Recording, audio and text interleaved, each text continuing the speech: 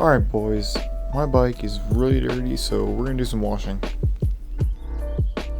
So I know the bike looks like fairly clean, but I promise you it's not.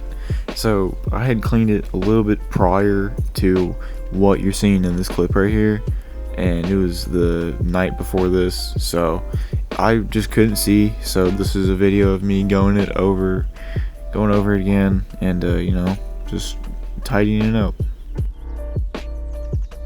And here are some final clips that I took of it completely done, completely clean, all plastics polished.